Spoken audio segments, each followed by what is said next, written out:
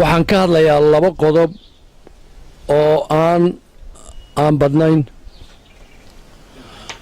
labadaa qodob midi waa tii dhex martay mas-uuliyiinta gobolka berbera iyo gobolka burco. taa in yar baan ka odhanayaa. midina waa tii nimankii ay isu hayeen horeba maayarka xaalka bixiyey oo xaalkoodii aanu ahayn xaal dee bedle ah. waayo markaad xaal bixinayso laba qof dhex aad u tahay, midna inaad durto maaha, midna aad xaal siiso. waxaan kuwaana u arkayaa xildhibaankii uu kow ka yahay iyo xandullo isaguna laygu yidhi waa hadlay. nimankan waxaan u arkayaa nimanay maayarka isu hayeen hore sallaanno ka dhigtay, yacni xurguftii labada mas-uul kala gaadhay. waxaan u arkayaa in hogdoloolo kaloo maayarka ay ka tiigsadaanoo ama cid kaloo ay hayaanba ay waayeen. laakiin waxaan sheegaya halkaasi guul idiin noqon mayso, waayo annaga caddaynayna maayarku wuxuu yahay.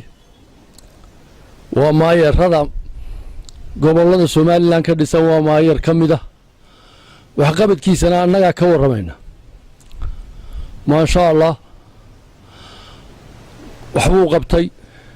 u malayn maayo 21 nina lala doortay nin la mid inuu ku jiro uma malaynayo maxamed.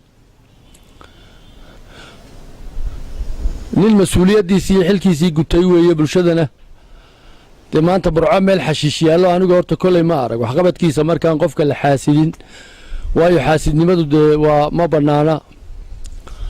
qofka xaasidkaayna wuu muuqdaa.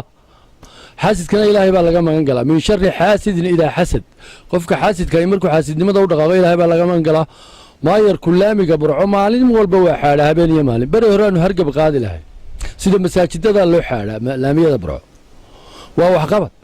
xashiish meel yaalla oo maanta bogcad lagu ururiyeyna ma jiro. moosasuu burco soo mariyey waxqabad badan, yacni wuxuu dhisay, wax uu wado habeen iyo maalin waa ordaya. gawaadhida uu iibiyey dowladda hoose mabay lahaynba intii waan odhan karaa. maayar ka horreeyey oo gaadiidkaa iibiyey ma jiro. mushahar laguma yeelan. dowladdu inaan kuma soo oogin musuq maasaq. waa maayar bedle ah. ma aha waxba inaan been ka sheegayo, dee wax waliba dadka hortiisa yaallaan. niman baase sallaan ka dhigtay xurguftan dhex martay labada maayar. maayarkaa kalee berbera isaguna waa nin mas-uula. islaanihii ayeeyaabaa aabbihii dhashay. faamili baanu nahay. hadal uunbaa maayarku uu kugu yar fogaaday, hadalkaa faamiliga uu ku talax tegey. taana abti waannu kaa raalli gelinaynaa, waanaynu ka wada hadlaynaa. wixii ay leedahayna diyaar baannu kuula nahay. wax werweritaa yuu kaa gelin. waxaanaan anigu labadiinnaba furayaa inaa ku bannaan tihiin. dadkii idin doortay aa waajibkooda guddeen. yaan laydinka faa'iidaysan baan idin leeyahay, waayo labadiinnuba waa muuqanaysaan. bulshada indhaheedana waa raalli geliseen. kan inaan burco joogo iyo ka berbera labada anigu midna ma kala jelay. waa bidixdeedii iyo midigtaydii. halkaa kelme ee faamiliga uu maayar ku fogaadayna waa anigaa kaala ballamay. odayaal iga horreeyena way ku jireen oo sabtidaaba ballansanaydeen. abti wixii ay leedahay baannu diyaar kuula nahay.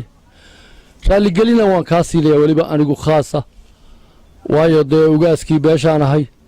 waan ka xumahay, waayo reerka waan ka mid baannu nahay. dee qayb ka mida baannu reerka nahay. marka arrintaa waannu kaa raalligelinaynaa. maayarkana hadalka cadhaa ka keentay oo dee waa mas-uul cadhooday oo hadalla isugu tuurtuurteen miidiya.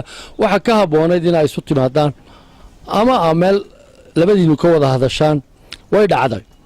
waanu cudur daarayaa maayarka, waayo dee qofka bini aadankii waa khada, yacni laakiin khaladka qofka ka soo noqda ayaa ilaahay aad u ammaanay. yaan laydinka faa'iidaysan baan leeyahy labadiinnaba. yaan dad kale idinka faa'iidaysan. annagu 2 xildhibaan baanu dooran. beeshaa aan ka soo jeedo nin wuxuu noqday dee inaan qaboojiso tallaagadan barafka dhalisa oo waa siciid. waa lagu dhaxamoonayaa. wax yacni hadal kuugu deeqi maayo. xilka ina muraad hayana ma qaadi karo. yacni nin xandulle la yidhaaho ay aad isugu dhowdhow yihiin. xandullena waxaan leeyahay miidiyaha mamnuuc baad ka tahay. adigu 48 saacadood baad u qaban jirtay. haddii aan mar dambe ku arko adigoo miidiya ka hadlayo beesha afkeeda ku hadlaya 6 saacadood gudahood baan kugu xidhayaa taasina waa ballan siciidna waxaan leeyahay dee inaadeer uma dhigantidiina muraad wallaahi xaasidnimanayga maaha halka uu gaadho iyo halku beesha uu joogo iyo wuxuu gooyo midna adigu ma goysid waxaan ku leeyahay adiguna ka gaabso saxaafadda assalaamu calaykum waraxmatullahi